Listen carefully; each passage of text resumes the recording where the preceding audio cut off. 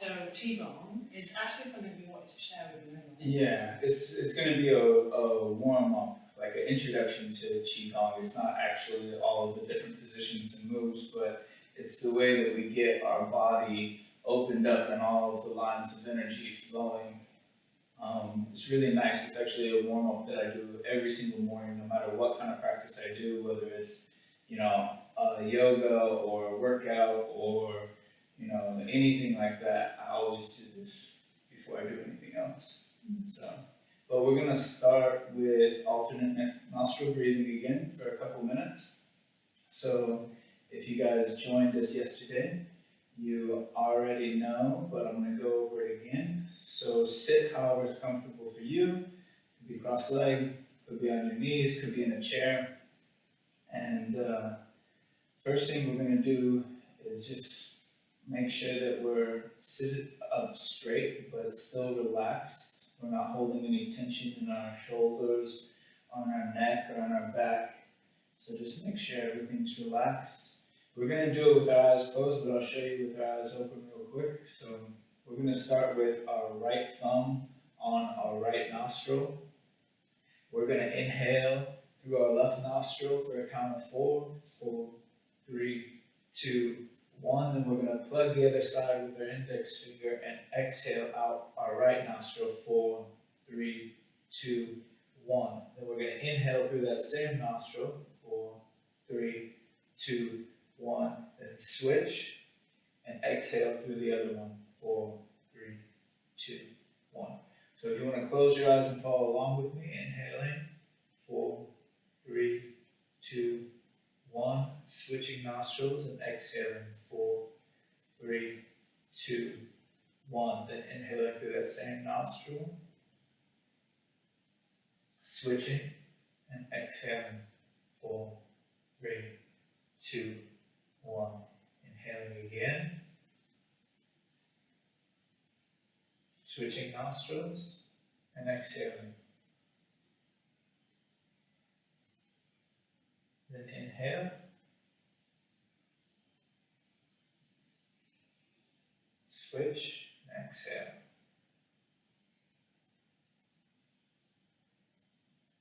Inhale. Switch and exhale. You can do this in your own time if you want to take longer breaths or shorter breaths, whatever's comfortable for you.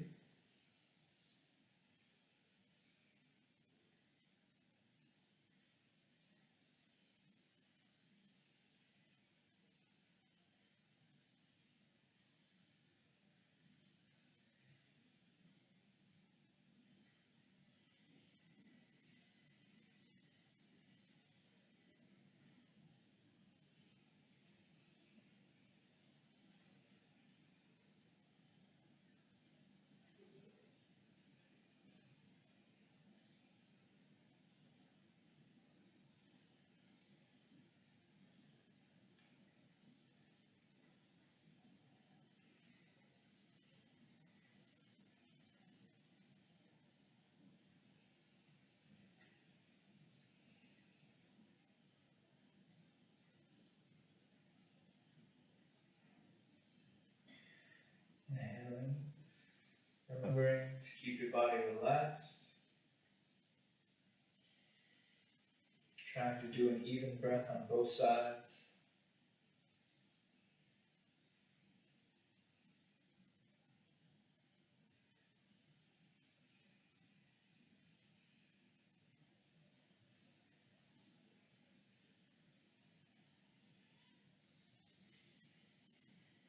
And on your next exhale, releasing your hand down, keeping your eyes closed. Breathing regular. Just noticing any change in your body, any change in your mind or in your awareness.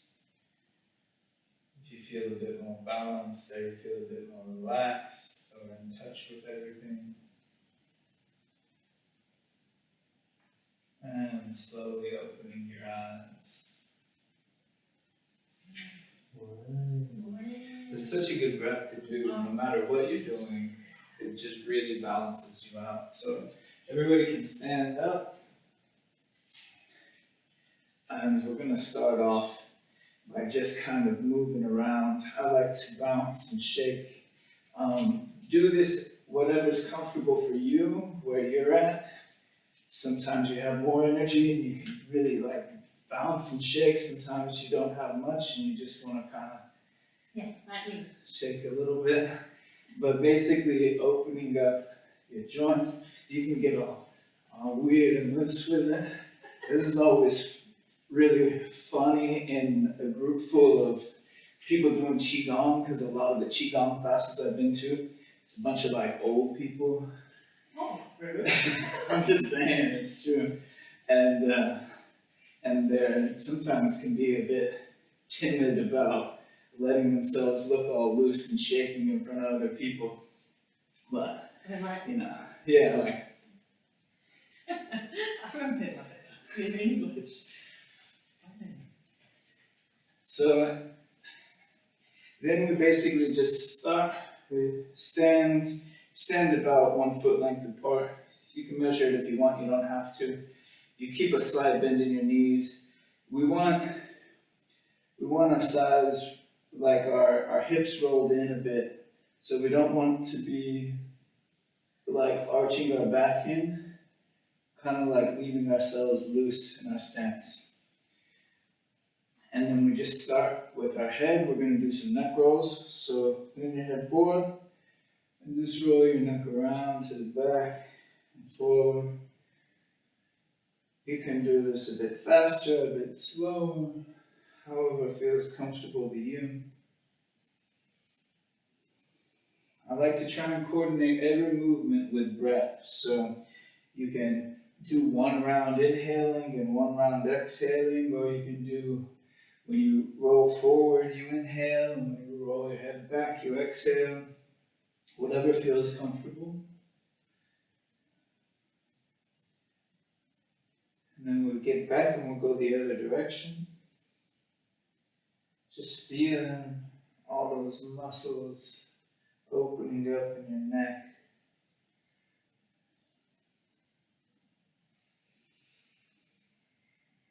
Breathing in and out through the nose.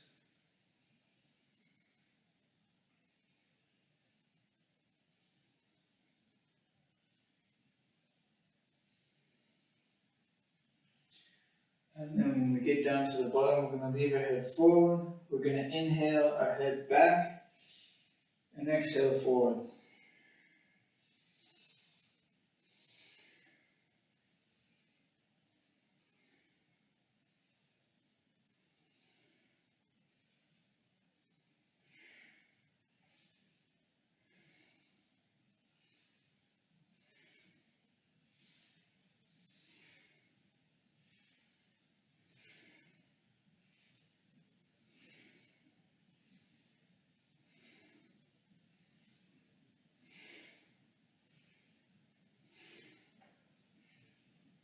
And the next one, bring your head up straight again.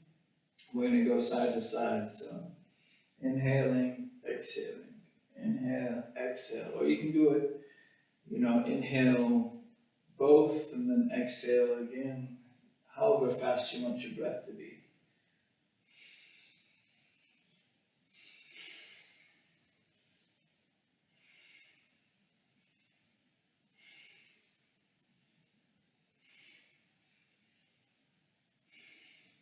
If you're just trying to wake up in the morning, you can do it a bit faster.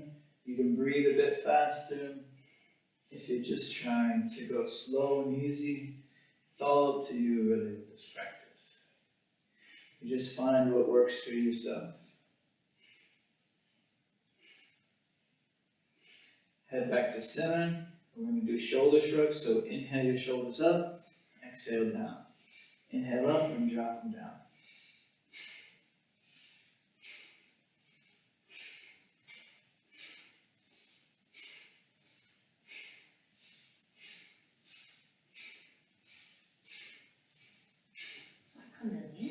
Yeah, you can breathe faster. You can get into it, and it actually does wake you up a lot more if you got.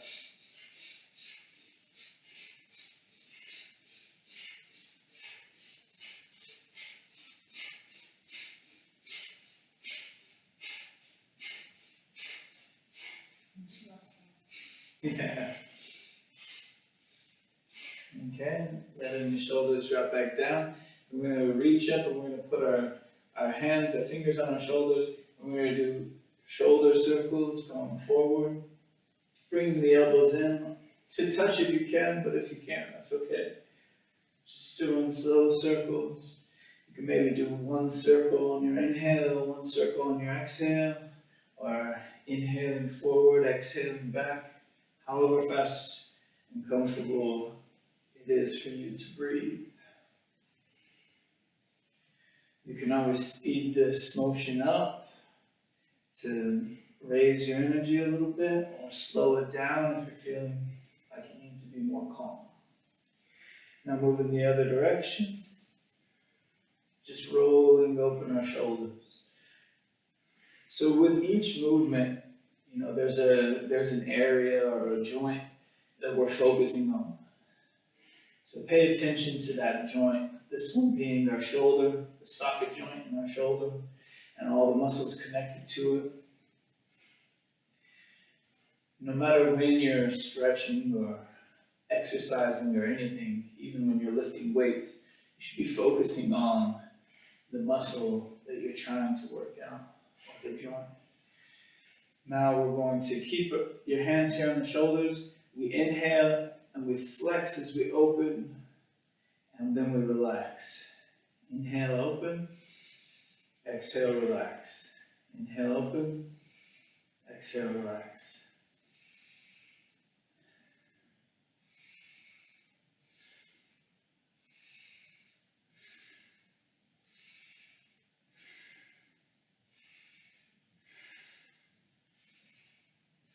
And last one, keep your arms out. You don't have to flex too much, but just start rolling your arms around. So you're not making big circles, just little circles. Remembering to breathe.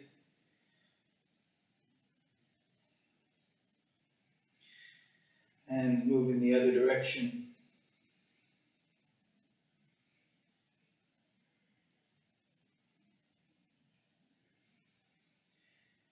Now bringing them still, and we're going to open and close our fists, stretching the fingers, the hands, the wrists, the forearms.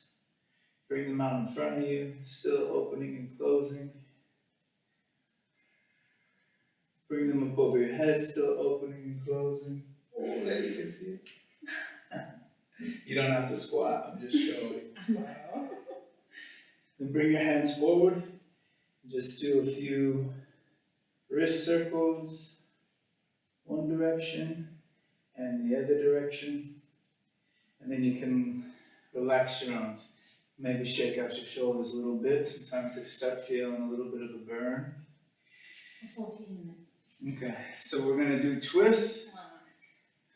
Just letting our arms kind of fly, watching your surroundings, of course. You don't want to hit your lovely wife, or the wall can be painful as well, or a chair, or anything like that. Yeah. You can twist your head too from the focal point in the back of the room to meet each time.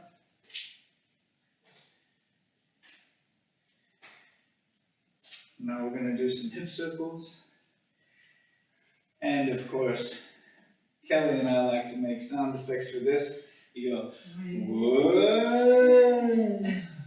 whoa. When we were at Ashram, we did that. Yeah, we did that for morning practice at like 5:30 a.m. with a bunch of people who've been just out of meditation in an ashram. It's quite fun. Yoga teacher training. Yeah. I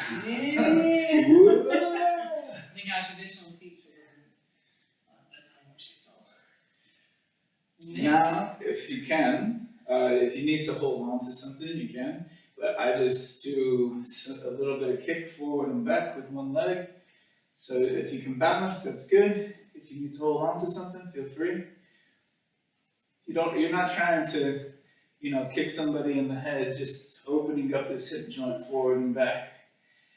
And then plant that foot, shift the weight and move to the other foot.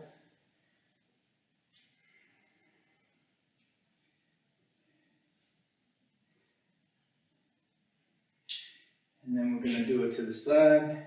So planting your foot, watching out for whoever's beside you.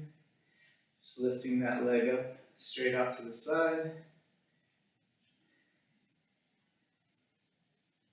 Remembering to breathe. And then planting that foot, doing the other side.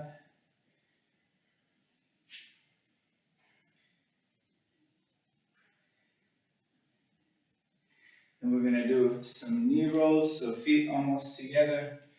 Bending king.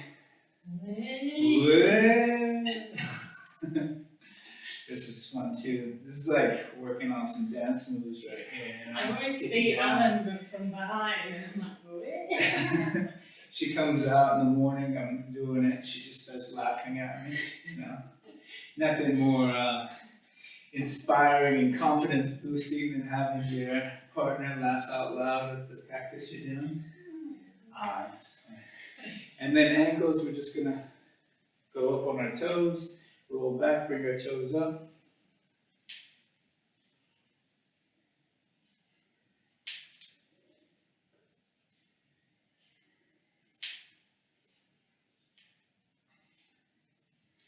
And then come back to standing. I like to just place my hands on my stomach, close my eyes, standing here for a second. Remembering to breathe. Going through my body, paying attention to any of those joints and muscles that might still be stiff, but also noticing the energy flowing more freely through my body, noticing that I've warmed up a bit, there's a bit more fire, a bit more energy. And this is a good point, that if you're going to do another practice afterwards, you're taking mental notes of what types of things you need to work on. Yeah. Yeah, because, you know, some mornings we have it like, I say in my head, like, oh, tomorrow morning I'm going to do this kind of workout. And I wake up in the morning and I do this exercise, and I notice, oh, wow, you know, my shoulders are really stiff. because you worked out. Yeah, and so maybe doing a bunch of push-ups or a bunch of pull-ups or something like that isn't the best idea. I should be honoring my body, realizing these are still sore, those muscles are still healing. Maybe I'll do a workout that's more leg-based or core-based instead. Yeah, that's really good. It's nice to hear a man say that, because, you know, like I've just said and admitted, and some people are like, why are they talking about your moon cycle? I don't know how long your period is. But in a woman's cycle, in a woman's month, it's really important. I mean, some great books I've read out there, they say you have a winter cycle, which is obviously when it happens, and then throughout the month, there's summer and spring and autumn. So that will definitely, the reason why it's so important is it will change your self-care. Yeah. You know, some days you want to work out, you won't feel like that. Very Just true. do nothing, and I'm quite actually very productive. So not doing anything feels counterproductive, but it's what I need to know. Shall we sit? Yeah. So to end this lesson, because I know we're going to let it over without. Yeah, we like going a little over 15 minutes just isn't enough. Yeah. So in today's yoga philosophy or yoga tip, I wanted to talk about friends and boundaries, and you know, we say food's really important, what we put into our minds, what we read is important, but also the people we hang around with. And I believe that we have friends for seasons, reasons, and lifetimes, and lessons. You can meet someone and really propel you to find out some stuff about yourself. So I like the quote of, if you feel light, then it feels right. If you're around someone and you feel excited and you're going back and forth like ping pong, and you feel energized when you're talking to them, you know, that nice feeling, you feel inspired, and then you give them an idea and they give you an idea. And I know it's not always like that in friendships, because you've got to be honest and communicate. Of course. But generally, like, there's been a few times in my life where I've had like an intuition from the start that, oh, this doesn't feel right, but I'll kind of give anyway. And it has come back to bite me in the bottom because I didn't trust my own intuition, which actually turned out to be a very good lesson and continues to be. But I like the thing of, if for example, this is, I think, a chance for you to communicate with your friend honestly and authentically. And also, if there are boundaries on both sides that need to be set, and values and things that you need to talk about, then that's important too. because you know, relationships are to be talked and communicated, so it's the same with friendships. But if you are with someone and they're constantly taking and you feel drained and tired, listen to that, because it's just like having a burger and pizza every day. You're going to feel lethargic. Yeah, very much so.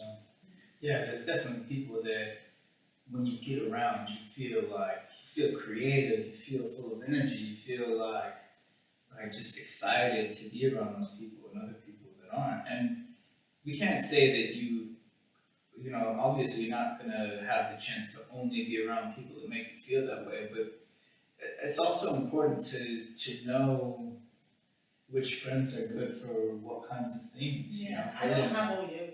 Yeah, Kelly and I talk about this all the time, that, you know, some friends are good for, you know, if you're feeling sad or you're upset or whatever, then they're just there to, you know, give you support and be like, yeah, you know, and just like even say, you know, maybe say something mean about the person that you're upset about or whatever, you know, and we know that that's not the yogic thing to do, but sometimes it's nice to feel that kind of support.